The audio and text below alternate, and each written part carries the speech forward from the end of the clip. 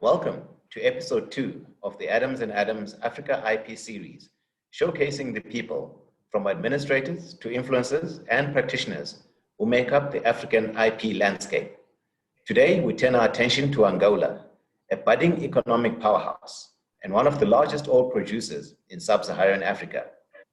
Angola's economic potential has seen an increased interest in IP protection from foreign entities, but this enthusiasm has been tempered by concerns about delays and capacity restraints at the IP office in that country.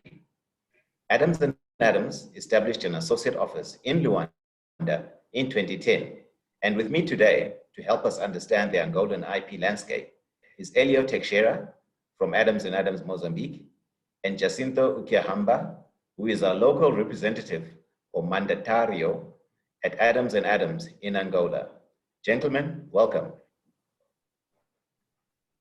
Starting off with you, Elio. Adams and Adams in Angola has been in operation since 2010. Can you give us a brief overview of how the office has performed since its inception? Thank you, Menzi. First of all, it should be pointed out that it is true that the office or the relationship with Jacinto started in 2010, but it goes back to 2007, 3 years later. Right. When I firstly traveled to Luanda per Adams and Adams request or suggestion, trying to identify a good and suitable local agent, which took, as I said, almost 3 years, 2.5 years to identify, which at the end of the day, it happened to be Jacinto, who is with us today. So it was not an easy approach, and it was not a quick approach. It took, as I said, almost 3 years to identify our agent on the ground. So that was the approach, that was the inception. In 11 years, we have seen a couple of things, I can say the ups and downs of Angola. We saw the registry recently relocating, so moving to new premises. We've seen the official fees increasing or changing in Angola, which is normal, twice or 3 times in 11 years. We have seen 3 or 4 different registrars. What we have not seen yet is a new law, a new industrial property law. We've seen 3 or 4 different bills in Angola for the new law, but not the new law. So the law is still the same, dated 1992, which sometimes is a problem. So that is our presence and our approach to Angola, which I believe Jacinto can tell more about our presence. But that was our approach to Angola. Okay, thank you, Elio. And turning to Jacinto, I know that you regularly engage with the Angolan IP office, and that in October 2019, you accompanied a delegation of Adams and Adams partners to the IP office to meet with the Director General, Ms. Ana Paula Bolivar. How successful have these engagements been? And are there any highlights that you can share that have resulted from your engagements? Jacinto? Ok, portanto, nós somos mandatários, representamos a Adams e Adams em Angola há 10, 11 anos e de lá para cá a Adams e Adams tem acompanhado não só a atividade do escritório, mas também tem tido uma influência muito grande a nível do Instituto Angolano da Propriedade Industrial, portanto do IAP, onde já fez várias visitas e nós acompanhamos as visitas que foram efetuadas. Recordo-me que o IAP já deve ter tido 3 ou 4 diretores desde que nós estamos a representar a Adams e Adams, e os 3 ou 4 diretores já foram visitados pela Adams e Adams. E neste, entretanto, e nos encontros que fomos tendo, a Adams e Adams jogou um papel muito importante para, digamos, o desenvolvimento do Instituto da Propriedade Industrial. Agora, portanto, em 2019, já na vigência ou no consulado da doutora Ana Paula, foi apresentado um conjunto de, digamos, propostas em função da constatação das irregularidades que vimos, portanto, a nível das marcas. A nível das marcas, nós claramente tivemos, digamos assim, os problemas mais delineados, mais apontados, e mesmo na altura o Simon ficou de alguma maneira satisfeito e apontou mais algumas coisas para melhorar. A grande evolução ou desenvolvimento foi mesmo a nível das patentes, onde quase que o IAP estava estagnado, foram avançadas algumas propostas e até algumas sugestões para apoio. A Universidade está disposto, digamos assim, até para dar apoio técnico, se for necessário, para o IAP. E nesta constância, ou nestas oportunidades que foram apontadas, hoje o IAP já emite títulos, já temos estado a assistir à emissão de títulos de patentes, os exames estão a ser feitos de forma regular, as publicações dos atos de patentes já estão, digamos assim, a acontecer, e tudo isto valeu, digamos assim, o encontro que nós tivemos em 2019. Também temos estado a ser chamados regularmente pelo IAP, precisamente para refrescamento das propostas que foram avançadas pela Adams e Adams, e em função disto, hoje o Instituto, digamos assim, melhorou substancialmente. Thank you, Jacinto.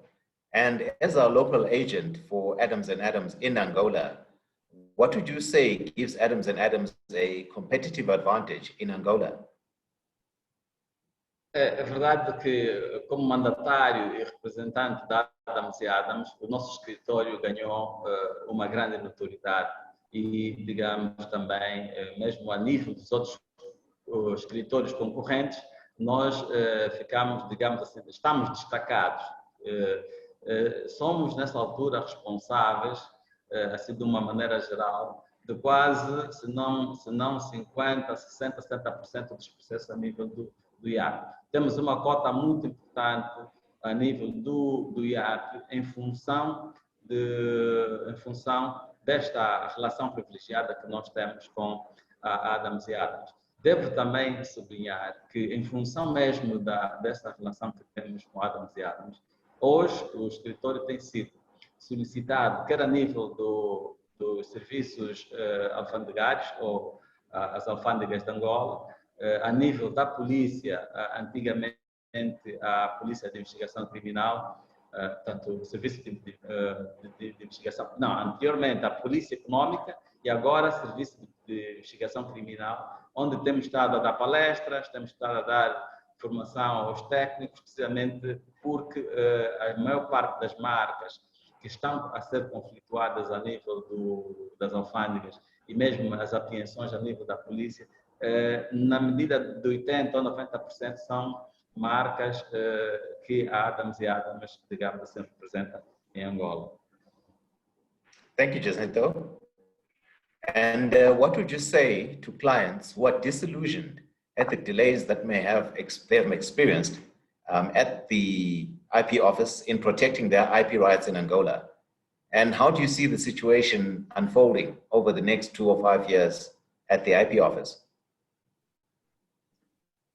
Isso é verdade, porque nós temos estado a constatar que há um conjunto de clientes que estão insatisfeitos com a resposta que o IAP tem dado relativamente aos pedidos, não é?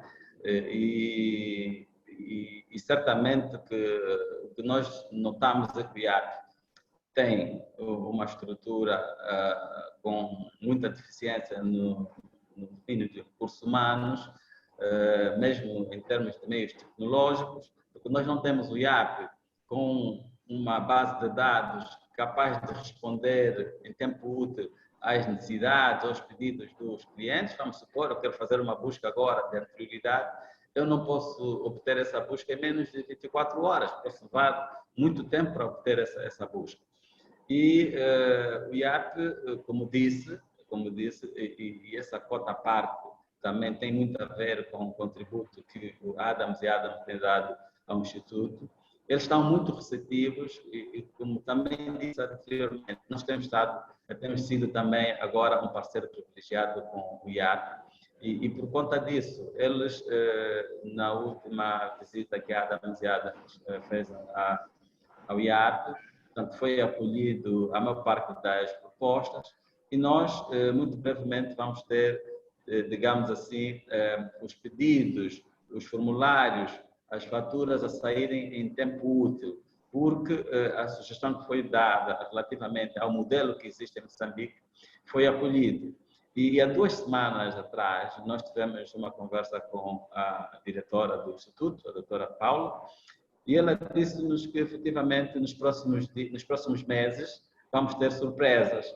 E aquelas propostas que nós tínhamos avançado foram efetivamente acolhidas e que dentro de breve nós vamos ter as surpresas. Isso quer dizer que nos próximos 2, 3 anos, o Instituto, 2, 5 anos, o Instituto da Propriedade Industrial vai digamos assim, apresentar melhorias e para a satisfação também dos nossos clientes. Uma nota que deve ser também acrescido: o Instituto mudou-se agora para uma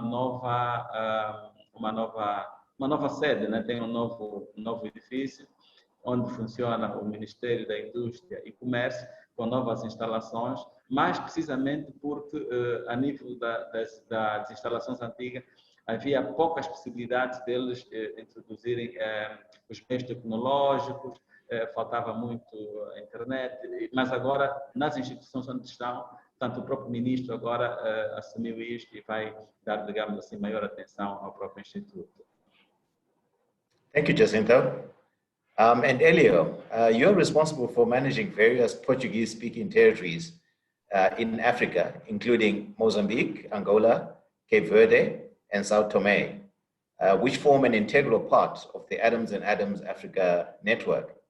Can you tell us a bit about yourself and the role that you play within Adams and Adams?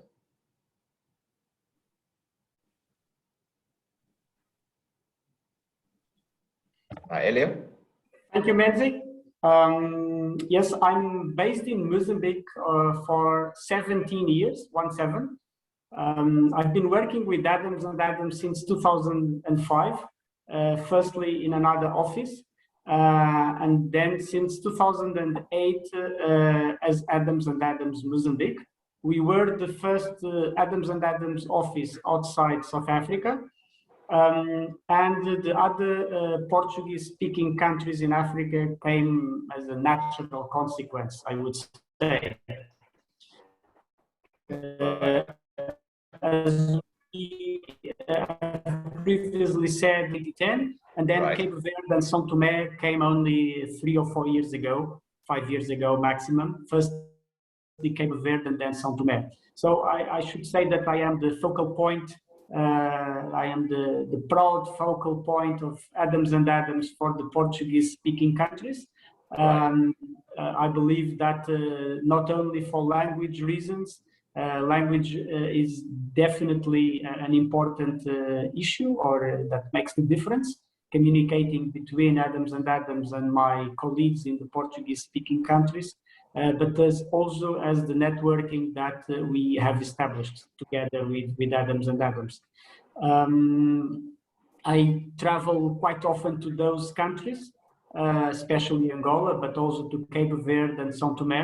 The funny thing is that traveling to Cape Verde, for instance, we need to go to Europe and take a flight back to Africa, to Cape Verde, so no direct flights between Mozambique or even Angola.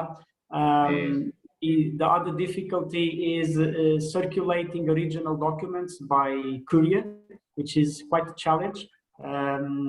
The other thing is the internet problems. We have many internet problems, not in Mozambique or in Angola, but to communicate with the other countries. Different time zones sometimes can be funny. Actually, these 4 countries have different time zones. The Portugal, Mozambique, Angola, Cape Verde, and São Tomé, which is quite funny, and sometimes it's good for late finding instructions. We can play around. So that's what I've been doing from Maputo, Mozambique, where I'm based, and communicating and trying to establish with Adams and Adams the Africa network, which we proudly belong to. Thank you very much, Elio. Yes, I think in terms of the performance of the Portuguese-speaking territories, and in particular our Angolan office and the Mozambique office, Really a great job is being done there. And thank you to you, Elio, and thank you to Jacinto as well for continuing to fly the flag high for the Adams and Adams Africa Network. Thank you for your time. And for the viewers, wish to thank you for taking this time to be with us. This is the end of our focus on Angola. Our next focus will be the next economic powerhouse in Africa, which is Nigeria, and that will be the next episode. So for the time being, here are some interesting facts for you to look at on Angola. Thank you and see you soon.